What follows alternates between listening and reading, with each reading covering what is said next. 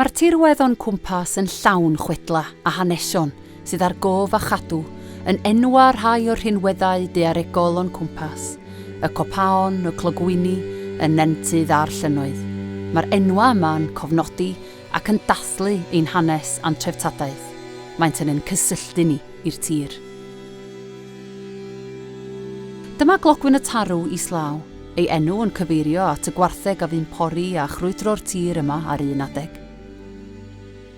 Ond blaenau mae llyn Bochlwyd. Daw'r enw o hen chwedl sy'n sôn am hanes carw a lwyddodd i ddianc rhag helwyr drwy lamu i mewn i'r llyn. Dim ond boch llwyd y carw oedd i weld uwch ben wyneb y dŵr wrth iddo nofio i ffwrdd, ac felly dyma enwi'r llyn ar ôl y digwyddiad hynny. Yma wrth gopa Glyder Fach, fa welwn gerrig trawiadol Castell y Gwynt, wedi ei chwalu gan rew dros filoedd o flynyddoedd. Yma hefyd, gwelwch carreg enwog y Gwyliwr, yn ymestyn allan fel planc ar long môr ladron. Dyma gwm Cneifion.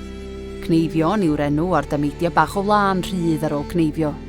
Mae'n debyg i'r cwm gael ei enw am fod y cerrig gwyn, bychan sydd ar wasgar ar hyd y cwm, yn debyg i Cneifion.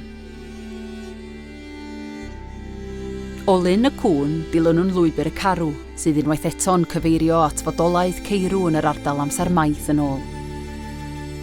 Y twll du ydy'r enw ar yr holl enfawr yma yn y graig. Yn ôl y chwedl, creuwyd y twll du wedi i dderwyddo'n Celtaidd o Ynys Môn alw ar y felltan i daro'r graig a'i hollti'n agored.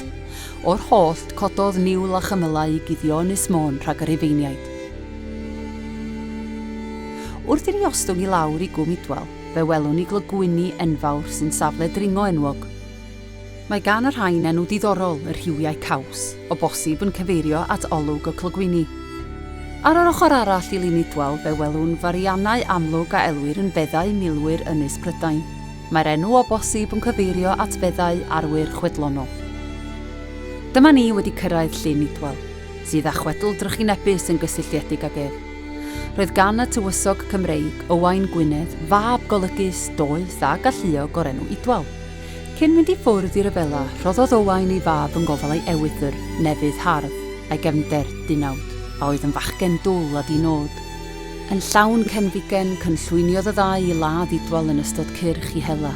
Gwyddent na llai Idwal nofio, felly gwthiodd Nefydd ef i mewn i'r llyn ac fe foddodd. Torodd Owain i galon pan glywed am lofruddiaeth ei fab, ac fe alltudiwyd Nefydd a Dynawd o'r deyrnas am byth. Enwodd Owain y llyn yn llyn Idwal cof am ei fab. Yma dawod yr holl adar o'r ardal mewn galar oherwydd yr hyn a ddigwyddodd, a dywedwyd hyd heddiw, na hed unrhyw aderyn dros y llyn mewn arwydd o barch tuag at y tywysog ifanc. Ydych chi'n gwybod am enwa lleoedd Cymraeg gyda hanesion neu straeon diddorol y tu cefn iddynt? Beth am ei rhannu, a'i trafod, a'i defnyddio, mwyn sicrhau eu parhad ar gyfer cenedlaethau'r dyfodol.